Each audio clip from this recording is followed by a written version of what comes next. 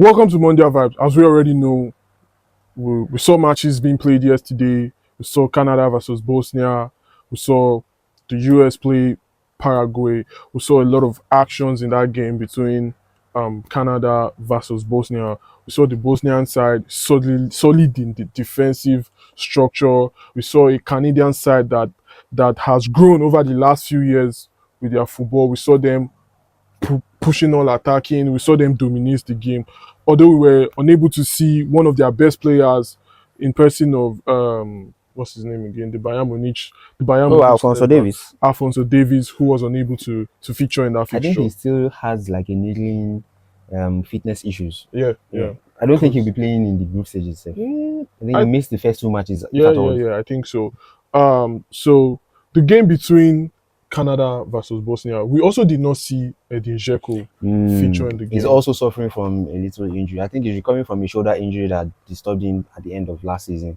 He has been carrying a shoulder injury for a while now, but he's supposed to feature in the next match or at least the last two matches. I think the coach is planning on resting him. You know, he's what 40 years. Yeah, 40 Yeah, years. he's 40 years and is a great uncle in this World Cup. He, Ronaldo, and Luka Modric, and Leonardo Ochoa. So I think the coach is planning on resting him, giving him the last 30 minutes of every match, especially the matches where they think they can nick something. The match yesterday was one where they had to be defensively solid, resolute. They didn't have to sacrifice too much, especially when they had taken the lead against a very strong Canadian Canadian side side. who were playing a lot of possession and high pressing game. They played well, but they were not able to get the best out of their wingers. I think Buchanan had a very subpar game, Yeah. but the guy on the Ali, other side, Miller, Mila. Miller, who I think is a Hull City midfielder, he's a Hull City winger, and they just got promotion to the Premier League.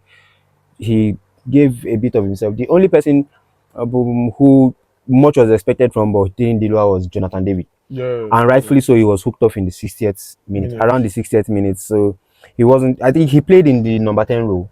He was supposed to play there. They couldn't get him and Oluwaseyi to But play Shea really was very well. excellent in the game yesterday. Watching Excellence would have though, demanded a goal. Would yeah, have been, but yeah. Though he he couldn't wasn't. get a goal, but he was actually great in the game. Yeah, You know, his fighting spirits, always solid on the ball. He's decisive as well. yeah, His decision making yeah. and yeah, I love what Larin did. He really made a great Larry use of tried to his prove a chance. point yesterday when he scored. He went to the crowd and was like, "It's me, it's me." But I think the coach Jesse March did what he had to do. Kyle Larin is not going to give you 90 minutes. Yeah. And Kyle Larin is not going to give you 60 minutes. Yeah. So the best from Kyle Larin, if you want optimal Kyle Larin, is to make sure he gives you 30 minutes. And because you have a younger Oluwaseyi on the bench, 19, I think he's 19, Yeah, 19 no, or 20. 20 years. He's Yeah, in his 20s. so he should be able to give you that energy, that gas to be able to run the full 90, because we know the Bosnian side is a side that know how to suffer as a group, because that was what we saw in their qualifiers, especially in the playoffs where they had to go through two playoff rounds to be able to get to the And finals, also where they defeating Italy in the penalty shootout. they had to suffer together, defend together, be able to close down spaces for their next man, and that was what they did. They were able to get a goal in the first half yesterday, where there was a corner, and Yeah, set piece.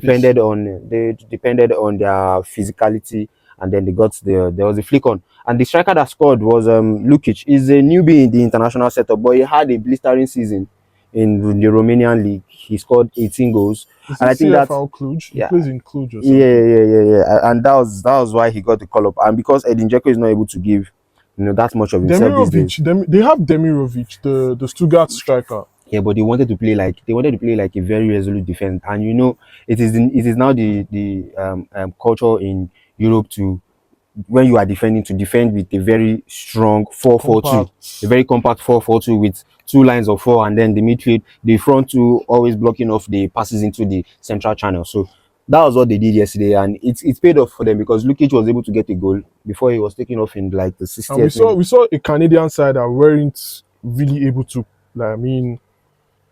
just make use of their chances in the first half. They lost so many chances. Jonathan David had a very good. Jonathan David had a very good chance in the first half.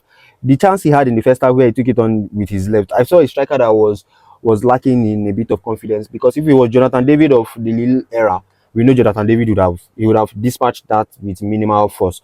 But for coming from a striker who barely scored 10 goals this last season, season. last season, he wasn't up there in confidence. So I think that was why ordinarily Oluwaseyi played ahead of him instead of Jonathan David being the main focal point and seeing most of the chances. All in all, I think a draw was a fair result. Canada didn't deserve to lose. So when Caroline came on and Jesse March made those very Made his statement. daring changes and brought on very pacey wingers and wanted to like bomb the wings and then put in crosses, they didn't do too much, but uh, all in all, I think they were deserving of a draw. Moving on to the next game, the Americans. We saw the Americans earlier hours of today Yeah. play a very, very great football. If not, though I'm not so convinced about how they played with their new manager, Mm-hmm. Mauricio Pochettino. Mm-hmm. And yeah, we saw the Americans do their thing yesterday. We saw Folarin Balogun Mm-hmm. bagging 2 goals out of the He was match. he was a standout performer in the game. I wouldn't say he's a standout performer, bagging 2 goals. I mean, we've known Folarin Balogun over the years, and he's not Why do you been think strikers get paid the most? Strikers get paid the most because of all of the things to do in football. You have to complete it by scoring by goals. scoring goals. Yeah, but like still, he's not You have been to make more of a good goal runs. You scorer. have to make good runs, Over the be in good years, positions, and Folarin then have the Balogun good has not been frame more of of a goal mind. scorer. I feel like the Americans, they've not convinced me as a person in the sense of the way they play. The Paraguayans are not a matching opponent to the Americans. I mean, they've got a lot of players playing in top flight leagues, unlike the Paraguayan side who just have 1 or 2 players playing in Europe in the It's not top one or five two leagues. players. Though. The Paraguayan players they have quite a number of them playing. Even the ones that are not playing in Europe are playing at top level in the other continents. We see what's his name? Almiron, Almiron. He's playing in America. I think he's playing for Chicago Fire. yeah, The USA have always tried to make at least the round of 16. They've made it to the quarterfinals before. I think when in the Landon Donovan era, but the last time they were knocked out in the round of 16. This time, I think they shocked everybody. I think um, Mauricio Pochettino has been able to get the players to buy into his philosophy. They might not have the strongest squad depth where you say if players from the starting 11 get injured and they have to replace them in the course of the tournament, they don't have enough quality coming from the bench. But this current crop of starting 11 players are able to go toe to toe with um, not the tier one teams, but at least they can give a good fight on their own day. They played with a three at the back. I think the formation showed four at the back, but it was really a three at the back where they built out from the back with Richards, Ream, and Freeman, the Villarreal guy. We saw Richards being very comfortable in the middle of the three because confident. it's a system he knows very well from club Crystal football. Yeah, they Palace, yeah, play three at the back, so he was able to marshal play, dictate the game from the back, and then they had a very, very, very beautiful midfield in Mackenzie, McKennie, McKennie rather. Tyler, and Tillman, where Tillman and McKennie were changing positions. The sometimes Tillman was in the half 10, while McKennie was in the six. Sometimes Tillman was in the six and McKennie was in the half 10. And McKennie, whenever he was in the half 10, was able to go wide, allow the Sejunides to bomb forward, come central, allow what's his name, Pulisic to To, drift out I mean, wide. Pulisic was Pulisic actually was excellent yesterday. Pulisic He was put up a very, very wonderful Pulisic performance in the gave first me half. memories, flashbacks of Eden Hazard. He put up a very He was wonderful taking on performance players in the in first half. twos because of how dangerous they knew he was. There was not a time he was marked 1v1. They were always doubling up on him, but he was always able to get the better of the first man coming and then not allow the second man be in a rest defense structure to be able to cover up space. So he was able to. I think he created like 4 chances yesterday, and that was just only in the first half.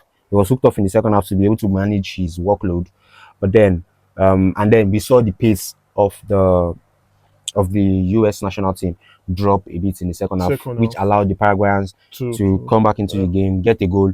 But then substitutions that kept on coming allowed the USA to be able to steady the ship. And then we saw the beautiful goal, which is a beautiful Naza from Gio Reyna, yeah, which Jorena, reminds us all of his talent. yeah, Injuries have derailed his career a bit, yeah. but it's been all in all, they have been the standout team for me in the tournament. The way they played, it was the first half was the best Half half of any national team in the tournament so far. so far, yeah. It was a very, very beautiful spectacle. I'm sure those that watched it really, really enjoyed the first half of the game. Okay, So moving on into today's fixtures, we Yeah, yeah, have yeah. Qatar playing Switzerland, and also we have the Brazilian national team will be playing their first game against I know Morocco that you don't like the later Brazilian tonight. national team. Yeah, but You don't like it because you like Argentina.